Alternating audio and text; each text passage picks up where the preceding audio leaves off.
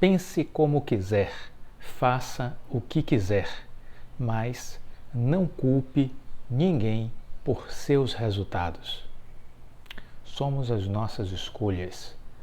O que decidimos fazer hoje vai repercutir no amanhã. O que estivermos plantando, vamos colher. É assim que funciona a vida. E a responsabilidade é toda sua, de mais ninguém. Não espere que os resultados sejam entregues por outras pessoas. Não culpe ninguém pelos resultados que são exclusivamente seus, baseado nas suas decisões, no que você decidiu fazer e no que você decidiu não fazer.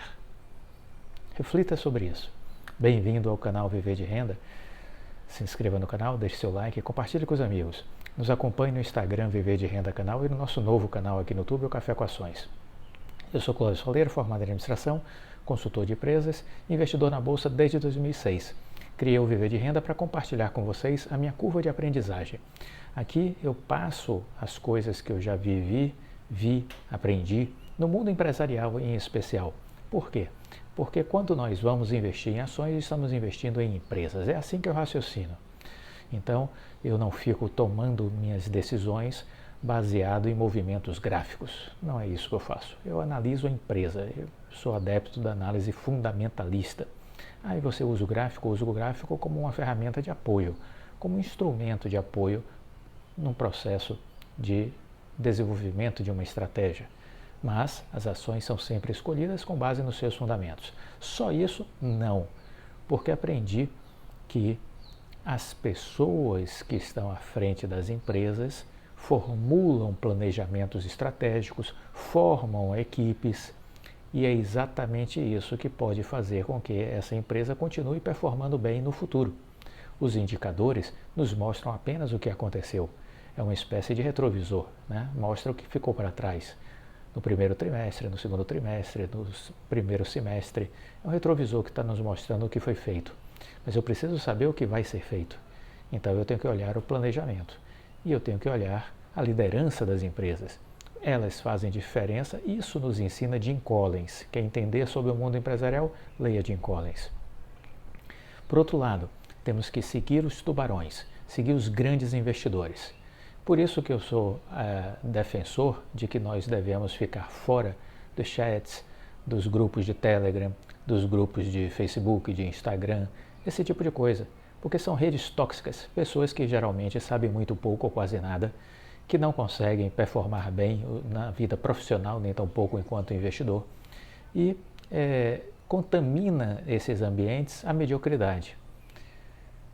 Vou trazer aqui para esse vídeo um texto simples que eu vi o Henrique Breda postando. Porque o Henrique Breda, sempre eu estou falando dele, é um mega investidor, um milionário na Bolsa de Valores. Esse tipo de pessoa me interessa. Esse tipo de pessoa eu quero entender o que ele pensa. Entendeu? Ele não está nesses chats, nesses grupos de Telegram, de WhatsApp. Ele não está nesse meio. Entendeu? Onde impera a ignorância, impera a mediocridade, né? Impera o desalento. Fique longe disso. Isso não vai te levar a lugar algum, nem na vida pessoal, nem profissional, nem enquanto investidor. Mas o Breda, ele colocou um post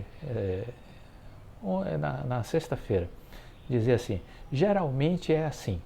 Geralmente é assim. Quando uma posição aparece, a posição de uma empresa, né, aparece muito nos fundos de pensão, nos fundos de investimento, é porque meio que já foi. A simplicidade, né? Então, quando você vê muita gente comprando uma ação, foi o que ele quis dizer, é porque a ação já aconteceu. Já aconteceu. Por isso ela está virando figurinha fácil. Entenderam essa lógica? Ela está virando figurinha fácil porque ela já aconteceu. Vamos voltar a 2015, 2015, Magazine Luiza. Eu sempre trago esse exemplo porque esse eu vi de perto, né? Eu comprei a ação da Magazine Luiza. Então, 2015 era um cachorro morto na beira da estrada. Todos passavam, olhavam e tinham nojo daquilo. Era algo que ninguém queria comprar. Aí de 2015 a 2021, aquele cachorro morto, abandonado na beira da estrada, performou 78.000%. E aí? 78.000%. Isso foi percebido pelos analistas de banco, de corretoras? Não. Foi percebido pelos fóruns, pelos chats, pelos grupos? Não. Isso escapou ao olhar das pessoas. Quem enxergou isso? Uma das pessoas que enxergou isso, Henrique Breda. Outro que vi recentemente fazer uma live com a Luísa Trajano, o Rony Mesler, fundador da Reserva, também disse que viu isso.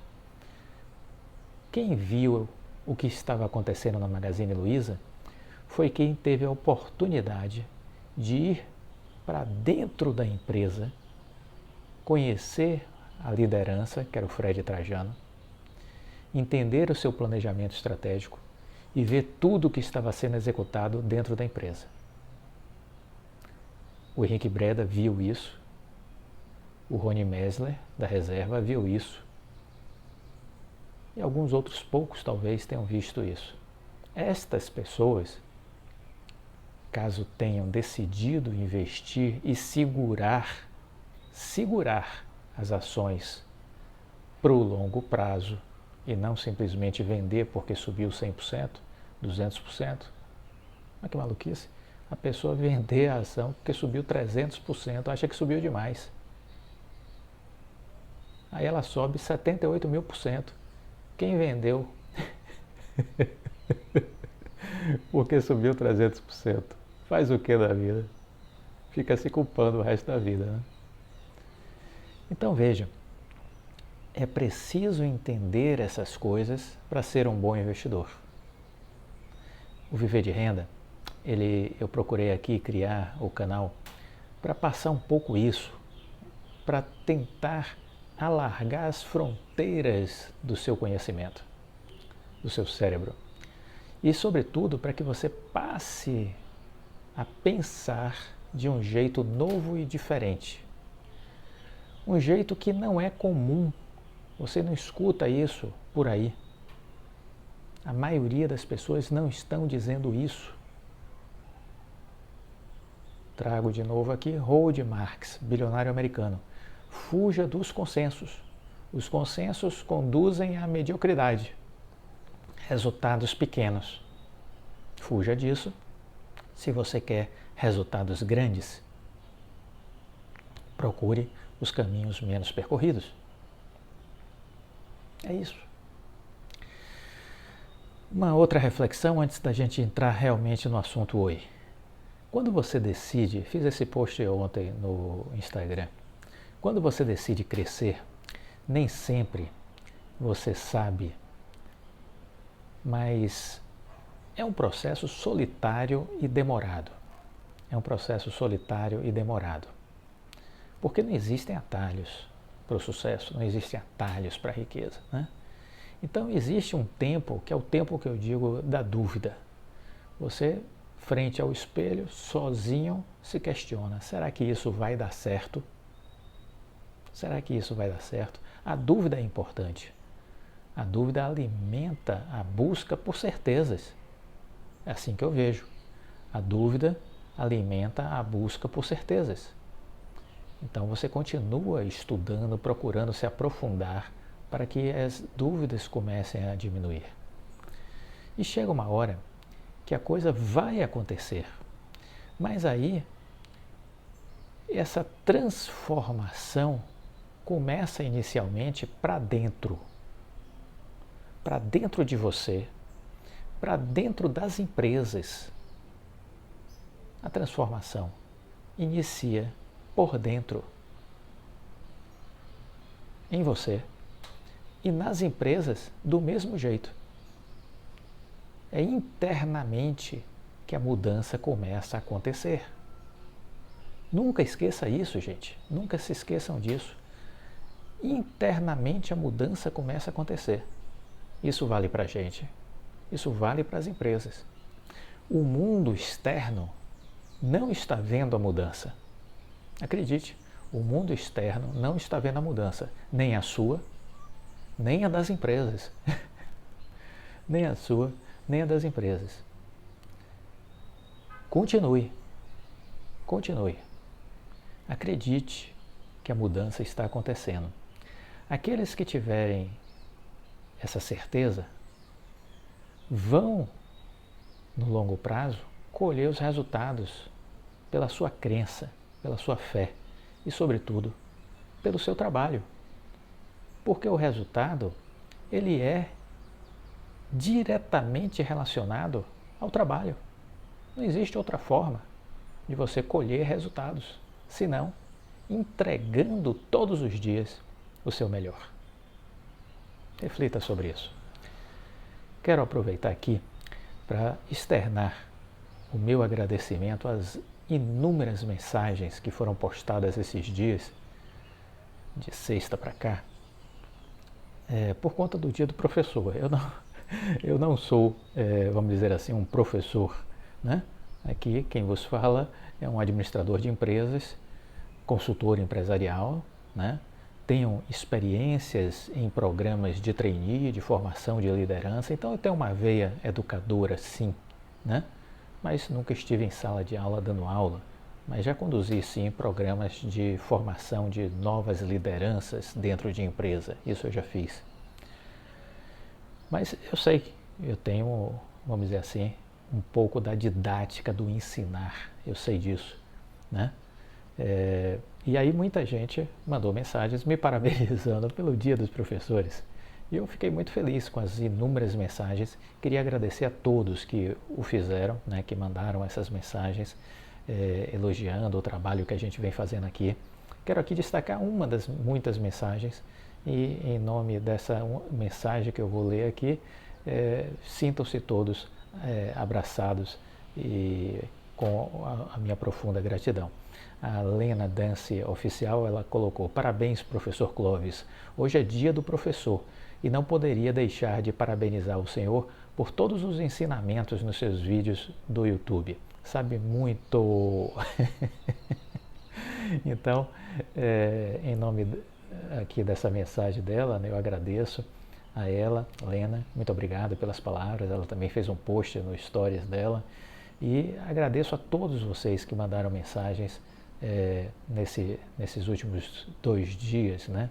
Seja pelo Instagram, seja pelo próprio canal no YouTube. Muito obrigado de verdade. Queria também ler um outro depoimento do Max Gassen. Ele disse: olá mestre, a CVC teve seus dados hackeados, estão tendo problemas há mais de uma semana e eu comentei num grupo de viagens da CVC sobre a Oi Soluções. Vamos espalhando os produtos da nossa Oi para todo lado. KKK, grande abraço. Legal, Max. É o que eu chamo de investidor ativo. Ele trabalha em favor do crescimento da empresa. Isso é muito legal, isso é muito importante. Os americanos fazem muito isso e a gente precisa aprender a ter essa conduta, este comportamento. Ao identificar soluções, a gente ajuda a empresa a conseguir novos clientes, porque isso vai fazer com que a empresa cresça e a gente vai crescer enquanto acionista se a empresa se valoriza, se a empresa cresce, né? Muito bem. Dito isso, vamos repercutir aqui uma entrevista que o CEO da Oi, o Rodrigo Abreu, deu recentemente. Mais uma entrevista. Veja que o Rodrigo Abreu, depois que aquele assunto do BTG foi resolvido, e aí por que ele ficou tanto tempo sem falar até aquele assunto do BTG ser resolvido? Porque todo mundo ia questionar ele sobre a proposta do BTG. Então eu entendo que ele meio que mergulhou, saiu de cena enquanto aquele processo do BTG não estava definido, né, o leilão. E a partir daquela decisão do leilão, ele começou a se expor mais. E agora então que está na reta final a recuperação judicial, veja que nos últimos 15 dias ele deu algumas entrevistas importantes. Essa é a terceira que eu tive a oportunidade de ver e vamos repercutir aqui porque a gente precisa escutar o que o líder da empresa fala, certo? Os 3 desafios da Oi para a recuperação, segundo o CEO da empresa. É uma matéria que saiu na Você SA. Rodrigo Abreu, presidente da Oi, conta o que falta para a reabilitação completa e o que espera para as ações da companhia. Isso foi publicado no dia 15 de outubro no site da Você SA. E tem a revista impressa também, né? A Oi tem 1,3 milhão de investidores pessoa física. 1,3 milhão de investidores pessoa física. É a segunda empresa com mais acionistas na bolsa, atrás apenas da Vivo. É como se a cada 4 pessoas com ação na bolsa, uma investisse na companhia. Não é à toa, há muita gente acompanhando de perto a reestruturação da operação. O ciclo está perto do fim, de acordo com o presidente Rodrigo Abreu. O plano de recuperação envolve a venda de atividades menos rentáveis, caso da telefonia móvel, e o investimento maciço em fibra ótica para expansão de serviço de banda larga. E, claro, buscar alguma solução para o dinossauro da telefonia fixa de cobre, uma herança da concessão de serviços da época das privatizações.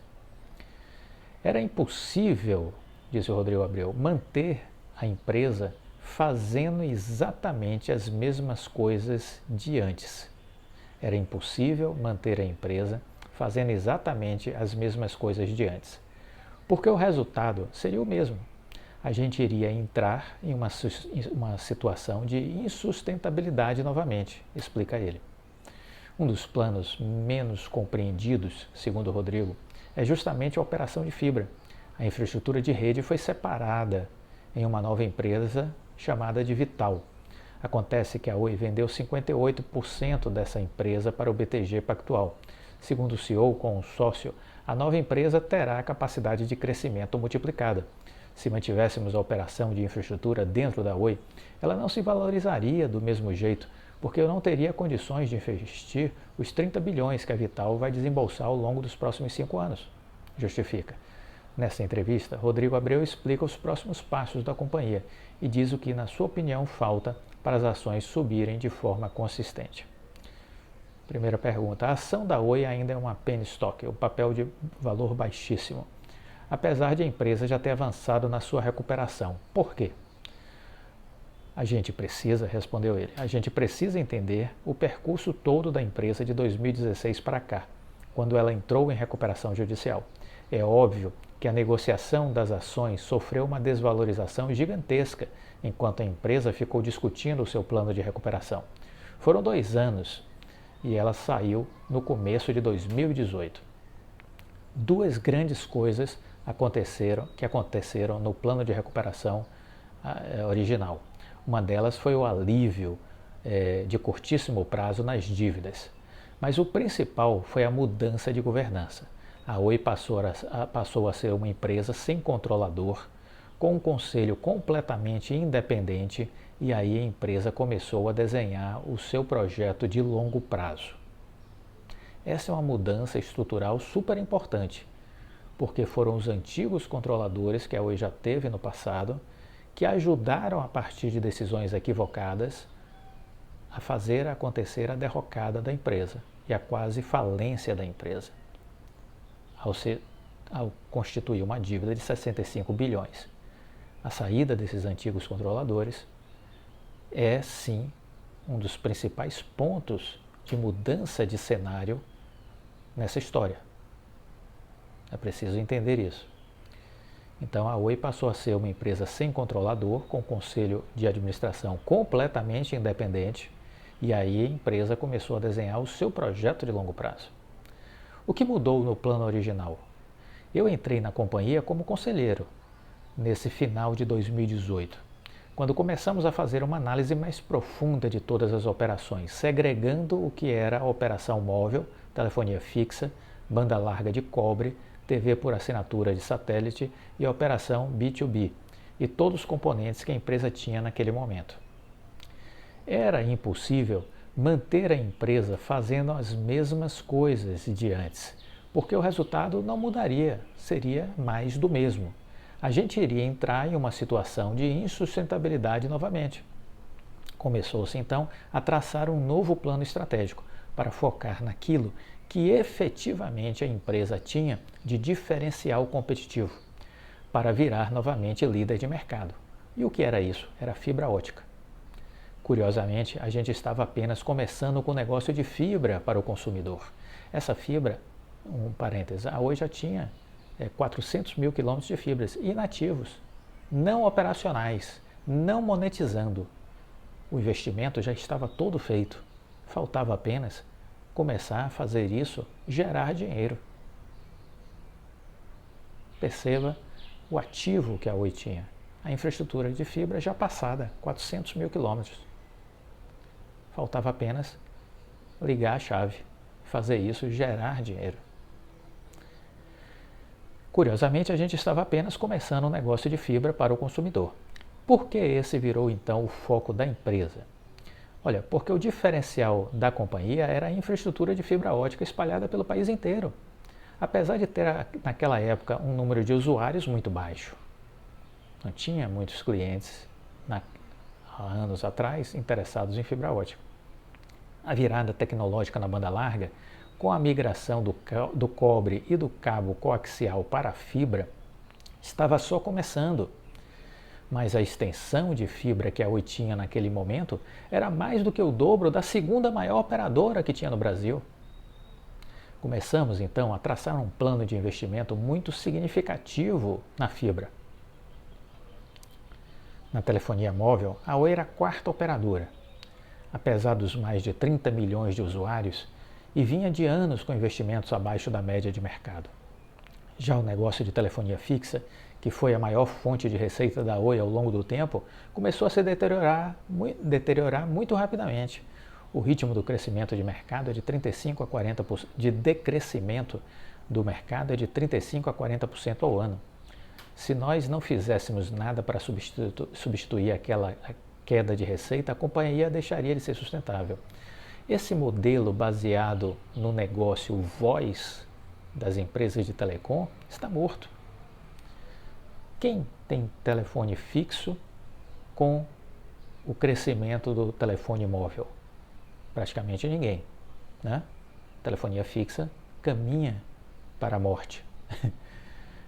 No caso da móvel, que foi durante muito tempo algo que gerava muita receita para as empresas, com o advento do WhatsApp, que permite a ligação entre as pessoas que têm o WhatsApp, independente de onde elas estejam no mundo, veja, e com a melhora deste serviço ao longo dos anos, o serviço também de cobrar por chamada começou a perder o sentido.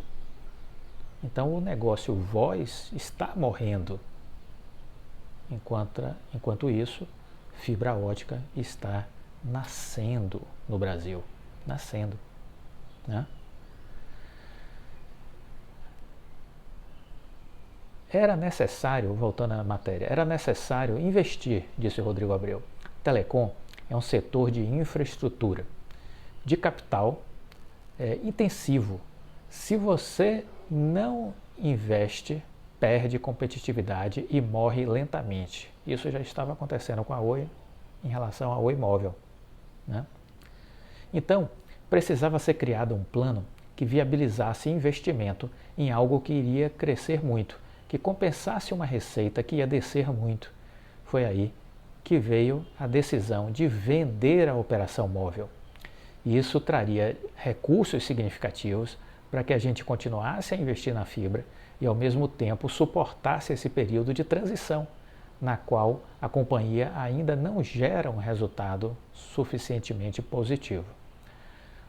Aí o repórter perguntou, como você acha que isso explica a oscilação nas ações?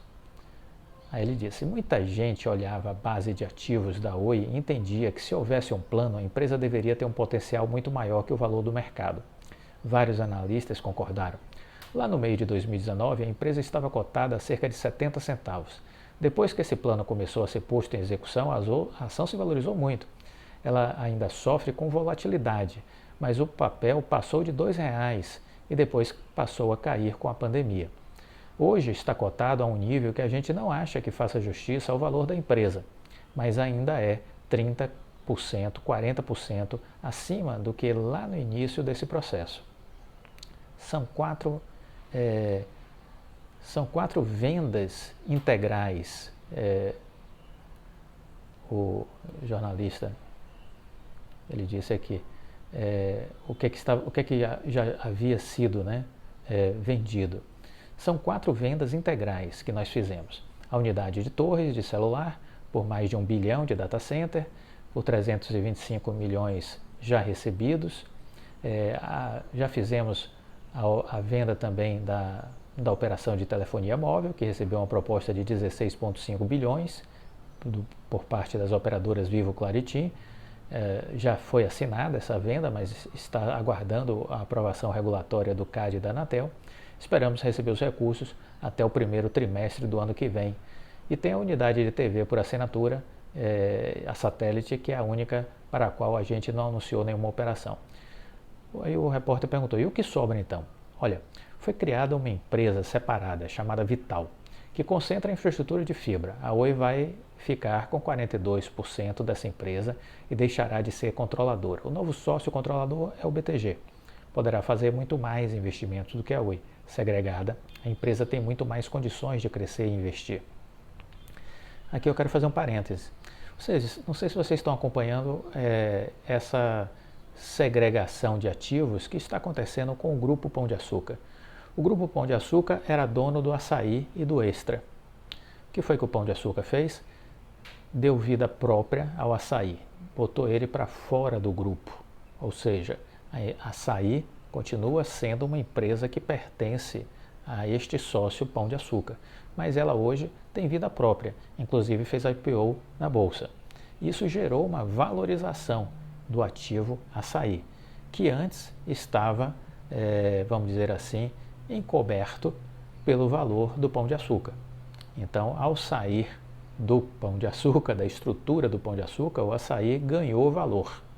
Agora, o Pão de Açúcar fez a venda do grupo da rede Extra, né, de supermercados. E vendeu para quem? Vendeu para o Açaí. Então tirou de dentro de sua estrutura o Extra e jogou para dentro da estrutura do Açaí. Para o Açaí vai ser bom? Vai, porque ele vai crescer ainda mais. Para o Pão de Açúcar foi bom? Sim, porque ele vai receber mais de 5 bilhões pela transação.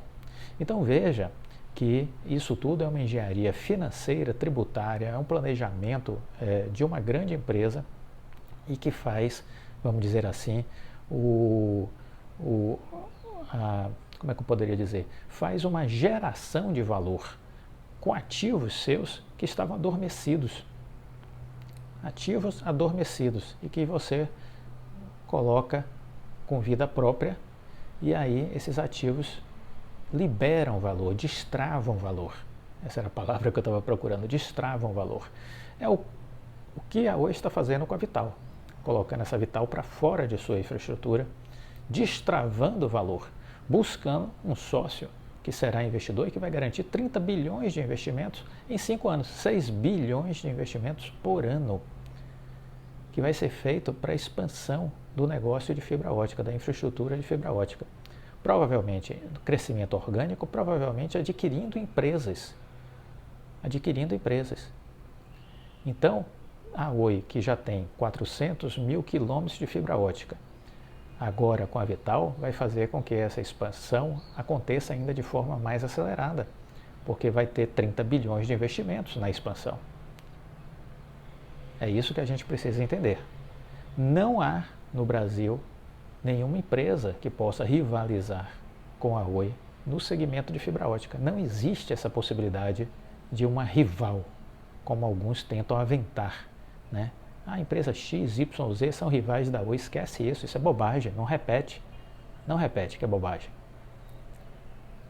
Por outro lado, a Oi está valendo R$1, e aí a BrisaNet, a Desktop, a Unifique valem 13, vale R$17. Como assim? E você acha normal que seja assim? Óbvio que não é. E quem diz essa obviedade que não é o André Jakuski. um mega milionário investidor da Bolsa, que diz, olha, é brincadeira querer comparar esses preços-alvos dessas empresinhas com o potencial da Oi. O que estão fazendo é brincadeira. Uma hora a brincadeira acaba. O jogo vai passar a ser a Vera. Quando o jogo vai passar a ser a Vera? Depois que sair da recuperação judicial. Quando os grandes players estiverem operando, estiverem tirando o ruído do contexto, tirando os investidores, pessoas físicas do tabuleiro, entendeu? Encerrando o jogo dos especuladores, acabando com a volatilidade. Aí a coisa muda, se transforma, né? Então, ele diz, a Oi vai ficar com 42% da Vital e deixará de ser controladora, o BTG então vai fazer o investimento. Essa empresa já foi avaliada no leilão em 22,3 bilhões de reais, com a incorporação de 100% da Globinet, né, que pertence ao BTG e agora faz parte da Vital. O crescimento vai nos levar, dentro de 3 a 4 anos, a uma operação acima de 60 bilhões de reais. Acima de 60 bilhões de reais. Se a gente aplicar o múltiplo que eu estou usando, que são 13 vezes o EBITDA, essa empresa vai valer pelo menos 70 bilhões. Internamente, o RI da Oi já me disse que o Rodrigo Abreu considera este cenário como plausível, 13 vezes o EBITDA. Estamos falando então que a Vital vai valer pelo menos 70 bilhões de reais. A participação da Oi, que era de 9,3 bilhões nessa Vital, vai subir para quase 30 bilhões em 2025, quando a empresa for fazer o seu IPO. Né? Pode ser mais? Pode ser 80, pode ser 100 bilhões o valor da Vital. Depende dos múltiplos que a gente estiver no momento. Depende do trabalho que a empresa tiver feito até lá, até o IPO na Bolsa, que deve ser nos Estados Unidos, na Nasdaq, que é a Bolsa de Tecnologia. Então vejam que esse é um grande valor que a Oi vai ter de participação nessa Vital. A partir dela pode estar valendo 30 bilhões, 40 bilhões. Só a participação dela na Vital. E o valor que ela tem hoje, qual é da Oi? 30 bilhões. O valor hoje de saída da recuperação, 30. A participação dela na Vital pode valer em 2025 30 ou 40 bi. É só começar a juntar esse quebra-cabeça e começar a tentar entender qual será o preço da ação da Oi. É possível criar um horizonte de evolução de preço a partir de R$ 5,00, chegando a 8, a 10, a 12, com muita tranquilidade. Com muita tranquilidade. É esperar o tempo fazer as coisas acontecerem. Né? Há um tempo para que as coisas aconteçam. Voltemos à entrevista. Uma vez que a gente complete todos os processos, a Oi vai estar dividida em duas grandes empresas. A nova Oi, que continua com a banda larga residencial de fibra, com telefonia fixa de cobre, com a banda larga de cobre, com os serviços empresariais, com as soluções corporativas, com a TV, IPTV e a Vital. Qual o plano da companhia para a rede de cobre? Essa é uma obrigação regulatória. Quando a empresa foi criada lá atrás, na privatização, virou a maior concessionária de telefonia fixa do Brasil. A concessão acaba em 2025. Ao longo do tempo, com a regulamentação, não foi atualizada. E a concessão foi perdendo atratividade. Ficou insustentável, reconhecido isso pela própria Anatel. Mas a Oi é obrigada a manter essa operação dando prejuízo. Por isso eles entraram com um pedido de arbitragem, uma Câmara que vai arbitrar esse assunto entre Oi e Anatel. Estamos trabalhando em duas esferas. A primeira é com a Anatel, para botar de pé uma das mudanças feitas na Lei Geral de Telecomunicações de 2019, que permite migrar concessões para autorizações. Isso reduz os custos da operação. A outra é um processo de arbitragem que instauramos contra a Anatel por acreditarmos que há bastante tempo a concessão é insustentável.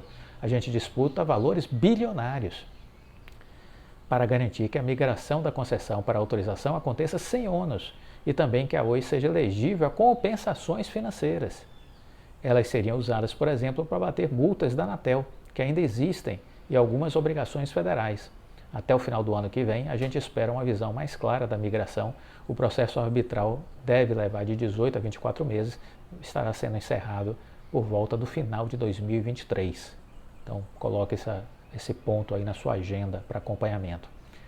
A Oi, o repórter disse, a Oi disse que não entrará no leilão do 5G. A companhia não vai ficar de novo para trás? O Rodrigo Abreu disse, não existe 5G sem fibra ótica. Não existe 5G sem fibra ótica. A rede para fazer as antenas do 5G funcionarem precisa de fibra ótica. Do ponto de vista de conectividade, o 5G vai ampliar a conexão dos dispositivos, seja os smartphones, a internet das coisas, os carros, as máquinas de mineração. No entanto, isso complementa a necessidade de conectividade fixa na residência, empresa, data centers, todo o resto que não vai ser servido por 5G, mas por fibra. O custo por gigabyte do 5G é mais caro, então não tem como dizer, não vou mais ter banda larga por fibra, vou ter só 5G. E não faz sentido entrar nesse momento no leilão para prestar serviços móveis, porque estamos vendendo a operação móvel. Como em qualquer operação dessa natureza, existe um acordo de não competição, mas não se descarta a participação nossa ou da Vital para o espectro de 26 GHz, que será usado para soluções fixas.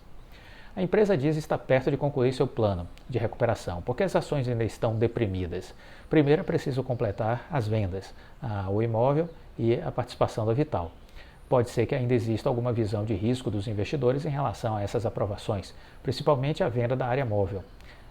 Já falei aqui que o CAD deu ok para a operação da Vital, né, na sexta-feira. Então isso já está resolvido, ponto. Falta agora só a imóvel. Se a questão da venda do imóvel fosse reprovada, haveria um impacto muito negativo. Do nosso ponto de vista, é uma aprovação muito provável pelos reguladores, porque ela foi feita para evitar a concentração de mercado. Em paralelo, tem um processo de venda de controle da infraestrutura, que deve acabar até o primeiro trimestre de 2022. Uma vez que estes dois processos tenham sido concluídos, a empresa sai da recuperação judicial até o final do primeiro trimestre de 2022. Isso por si só permite uma valorização da empresa, porque hoje vários fundos estrangeiros, soberanos e de pensão não podem investir em empresas de recuperação judicial. Então essas baleias, esses grandes players estarão chegando nas águas da Oi com a saída da recuperação judicial. E essas baleias, esses grandes fundos de pensão, de investimentos, né, eles entram dando ordem ao mercado. Eles dizem, olha, eu quero comprar 3% do meu capital, eu quero pegar o meu capital e comprar 3% de ações da Oi. Eu quero pegar o meu capital e comprar 4,5% de ações da Oi. E aí ele diz, olha, o que tiver no book de ofertas aí vai arrematando. É assim que a coisa funciona. E é assim que, de lavada, as pessoas físicas serão arrastadas do tabuleiro da base acionária da Oi, entendeu? É assim que a coisa vai funcionar. Vamos aguardar, mas é isso que eu tenho como visão. No máximo 12% continuarão sendo pessoas físicas, né? Depois, diz o Rodrigo Abreu, depois a gente vai passar por 3 desafios. Um deles é crescer a receita, e o plano é chegar a 8 ou 9 milhões de usuários de fibra. Vamos terminar este ano, provavelmente, com 4 milhões é a expectativa. O segundo é um processo de diminuição de custos. Depois que eu vendo a operação móvel, eu não tenho mais a infraestrutura dentro de casa, eu tenho que ter uma empresa mais enxuta. E o terceiro é resolver a concessão da telefonia fixa sem prejuízo para a Oi. Uma vez concluídas essas fases, a empresa poderá ter uma redução de percepção de risco. Hoje o valor de mercado da companhia na Bolsa é mais ou menos 7 bilhões, muito baixo. Só o potencial de participação na Vital a gente avalia acima dos 20 bilhões. Né? Então veja, são essas nuances que nós precisamos estar atentos, são essas coisas que nós precisamos estar refletindo. Esses vídeos do sábado e do domingo, eu recomendo que você reveja eles de novo, né? Assista, no sábado foram 3, neste domingo mais 3, então assista os do sábado e domingo novamente. Assim como recentemente eu fiz a Semana da Oi, foram 8 vídeos que eu falei sobre Oi, maratone todos.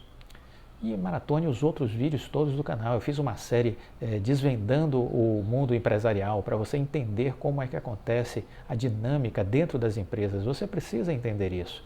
Invista em conhecimento. E aqui o conhecimento é gratuito. Por que você vai deixar de aproveitar isso? Gostou do vídeo? Deixa o like, compartilhe com os amigos. Um ótimo fim de noite para vocês e que essa semana seja uma semana excelente, com muita luz, com muita paz, com a bênção de Deus e que você tenha um sucesso muito grande nos próximos dias que vão começar a partir dessa segunda-feira, certo? Não esqueçam, deixa o like, compartilhe com os amigos.